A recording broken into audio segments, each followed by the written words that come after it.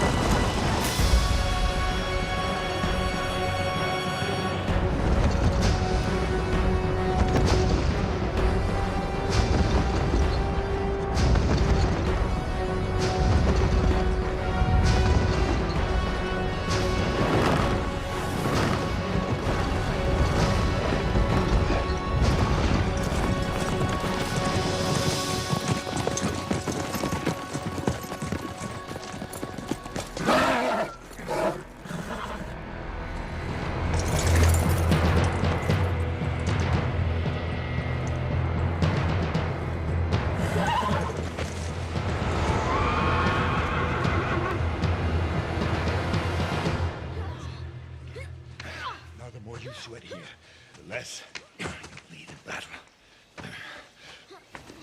My father taught me that fear is always a constant, but accepting it will make you stronger.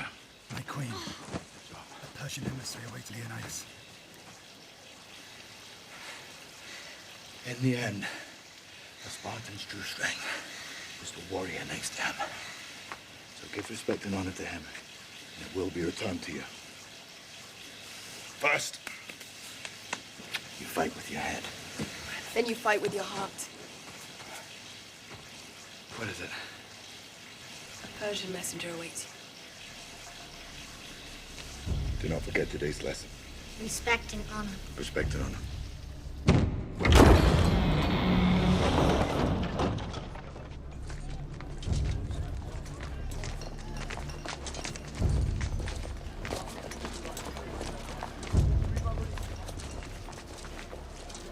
Councilman Theron, you found yourself needed for once.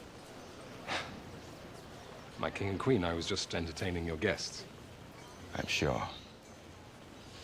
Before you speak, Persian, know that in Sparta, everyone, even a king's messenger, is held accountable for the words of his voice.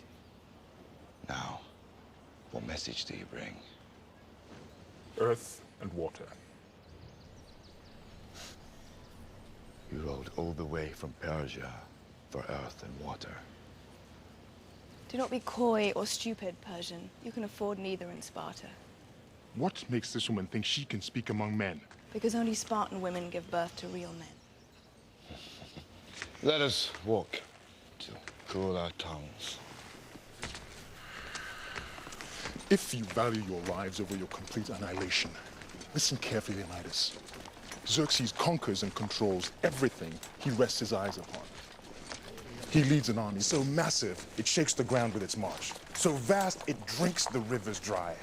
All the god King Xerxes requires is this, a simple offering of earth and water, a token of Sparta's submission to the will of Xerxes.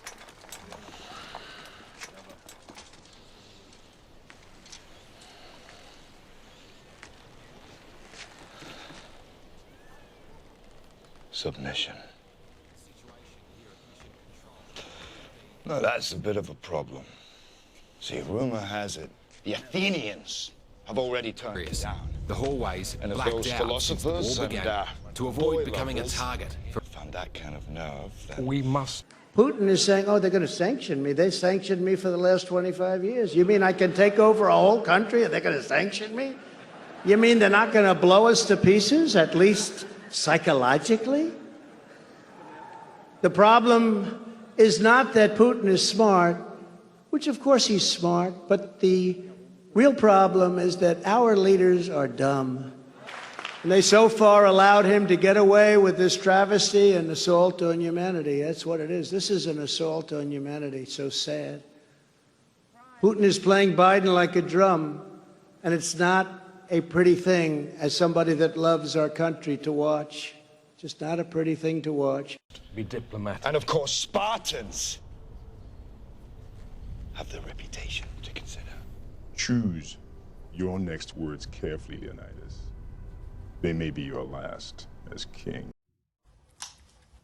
Over the past 8 days, the world has seen the remarkable resolve of Ukrainian citizens stepping up to defend their democracy.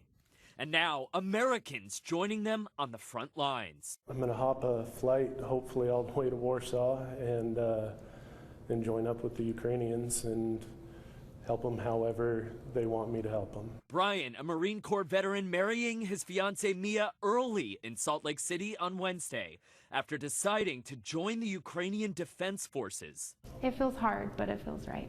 Yeah, it's 100% the right thing to do. The couple delaying their honeymoon. Brian saying it's his calling to help because if he steps up, it means he can possibly take the place of a young teen from having to defend their country right now. And in New York, Tatiana and Roman Gulak both headed back to Poland to volunteer. Once there, they will decide whether or not they will cross the border to join the resistance. When someone is trying to take your land, you don't care about all this, how you will go, whom you will join. You just go there, you join, you fight.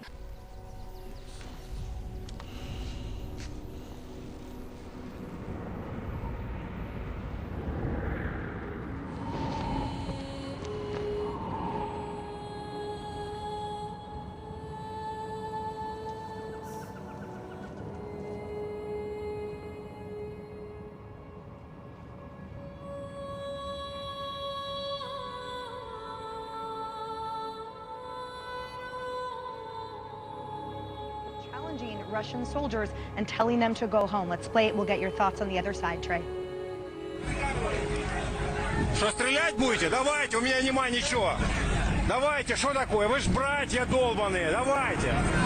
Давайте, что? Madman. You're a madman. Yeah. You'll find plenty of bullets down there. No man. Persian or Greek, no man threatens a messenger. When the crowns and heads of conquered kings to my city steps, you insult my queen. You threaten my people with slavery and death. Oh, I've chosen my words carefully, Persian. Perhaps you should have done the same. This is blasphemy. This is madness. Wow, dude. Yeah. It was a G.I. Jane jump. Keep my wife's name out your fucking mouth. I'm going to, okay? All right? I want to bring the conversation back to the broken criminal justice system that is disproportionately negatively impacting black and brown people all across this country today.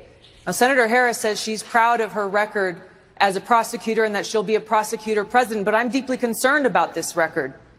There are too many examples to cite, but she put over 1,500 people in jail for marijuana violations and then laughed about it when she was asked if she ever smoked marijuana. She blocked evidence.